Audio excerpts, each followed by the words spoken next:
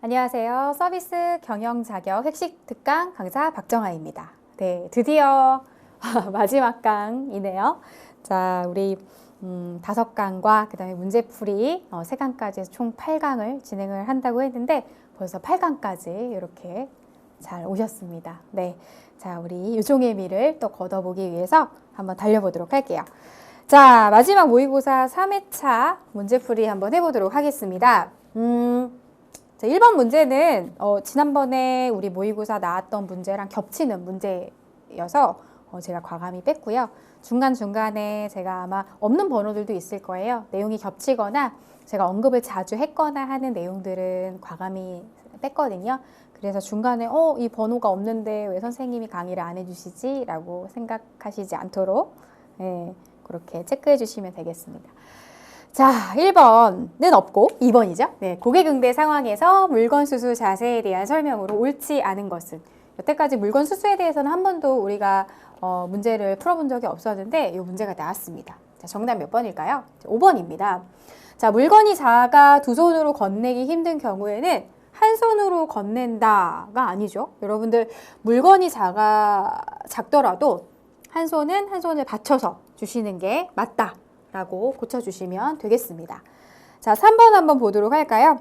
자, 다음 중 표정 이미지에 대한 설명으로 옳지 않은 것은 이렇게 되어 있는데, 자, 정답 한번 보도록 하겠습니다. 4번인데, 자, 어떤 부분이 틀렸을까요? 고개를 한쪽으로 기울여서 경청한다? 고개를 기울이는 것이 경청일까요? 네, 경청은 어떻게 하는 거죠, 여러분들? 고개를 끄덕끄덕 하는 것이 경청이 되겠죠? 네, 그래서 이 말이 틀린 답이 됩니다. 자, 4번 한번 보도록 하겠습니다. 그레고리 스톤의 분류한 바에 의하면 쇼핑 상품 구매 고객은 전략형 고객, 윤리적 고객, 개별화 추구 고객, 편의성 추구 고객 등 4가지로 나뉜다. 다음 중 개별화 추구 고객의 특징으로 가장 적절한 것은? 자, 여러분들 요 수업 진행할 때 제가 그레고리 스톤 하면은 요렇게 암기하세요 라고 했던 거 혹시 기억하세요? 자, 어떻게 암기하라고 제가 말씀드렸죠? 네, 윤경이는 개편. 네, 요렇게 암기하라고 말씀을 드렸는데, 자, 유는 무슨 고객인가요? 자, 윤리적 고객. 자, 경은 경제적 고객. 자, 그 다음에 개는 개인적 고객, 편은 편의적 고객. 요렇게 나눠집니다. 자, 그렇다면 지금 여기서는 뭘 찾으래요? 개별화 추구 고객과 같은 말은 개인적 고객이겠죠. 네. 자, 그러면 한번 찾아볼까요? 자, 가정으로 실시간 배달해주는 마트의 시스템을 선호한다. 그러면은 이런 고객들은 나 편안하고 싶어요 욕구가 좀 있는 것 같죠? 네, 편의적 고객이 되겠고요.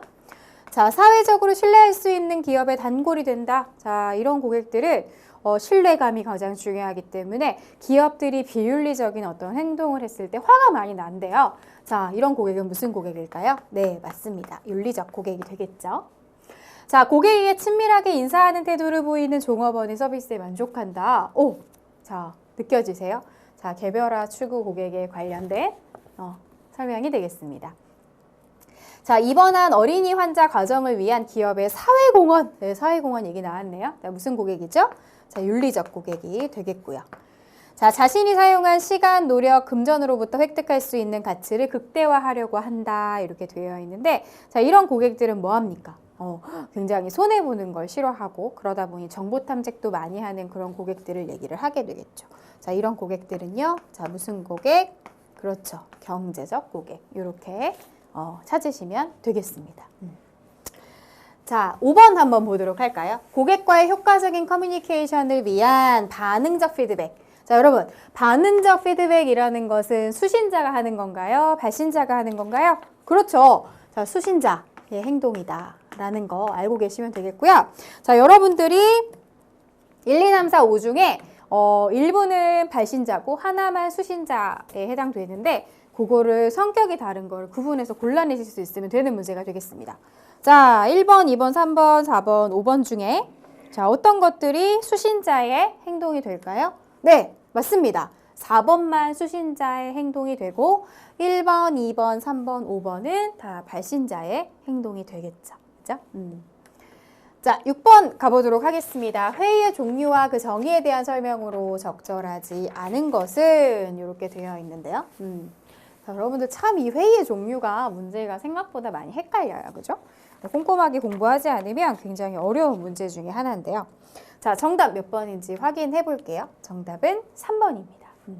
자, 훈련 목적의 소규모의 회의가 뭘까요? 자, 혹시 기억나세요? 클리닉에 관련된 설명이고요. 특정 문제나 과제에 대한 생각과 지식, 아이디어를 서로 교환한다. 얘는 뭐에 대한 설명입니까? 워크숍에 대한 설명이 됩니다. 네, 근데 여기에 지금 패널 토의로 이렇게 매칭이 되어 있죠. 자, 그럼 패널 토의는 뭔지 기억하세요?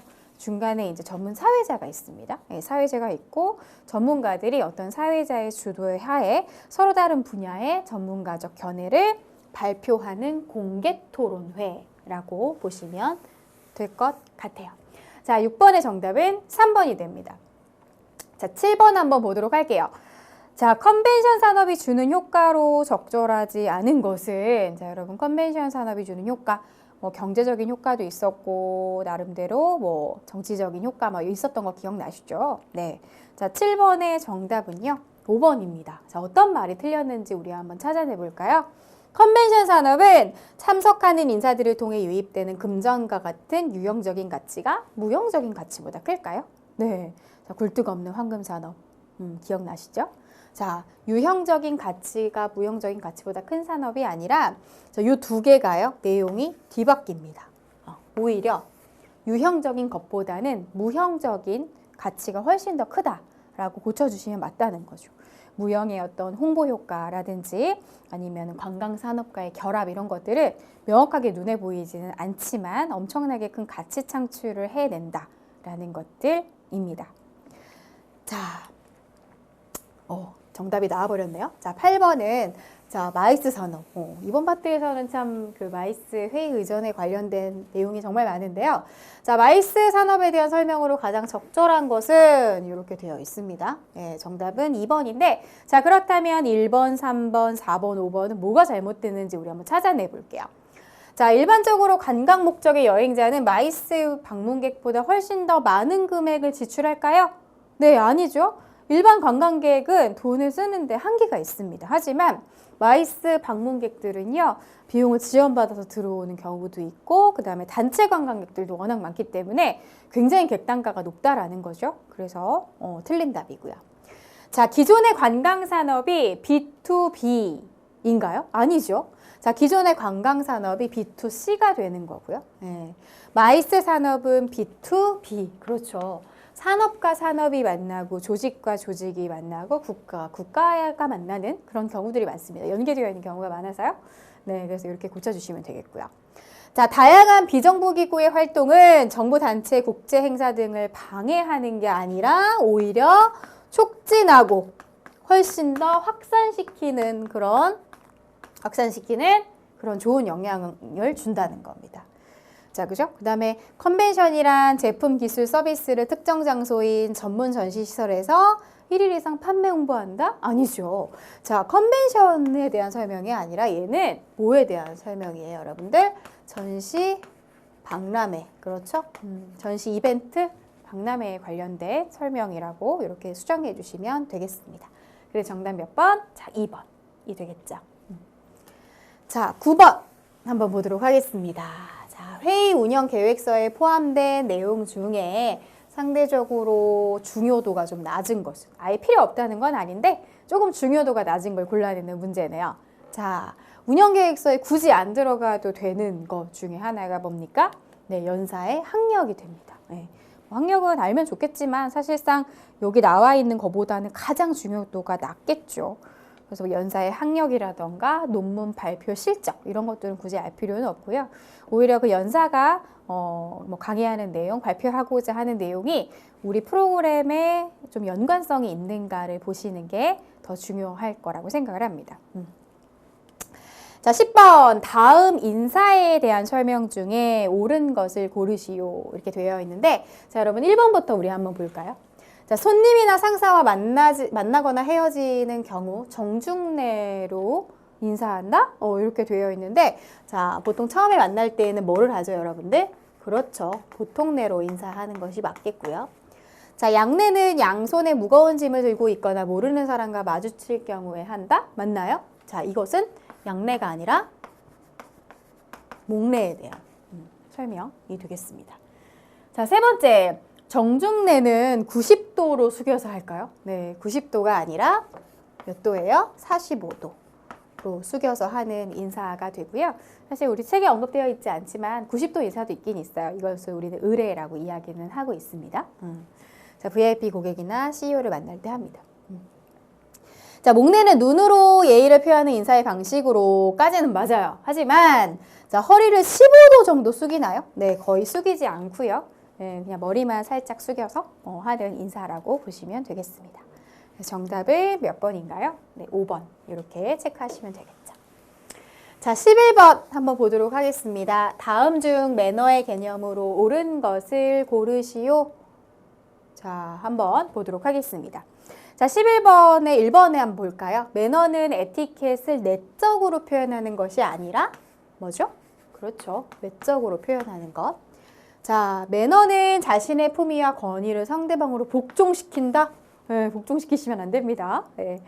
자, 세 번째, 매너는 방법, how 이렇게 되어 있는데요. 방법이 아니라 방식이고 얘는 way로 고쳐주시면 되겠죠.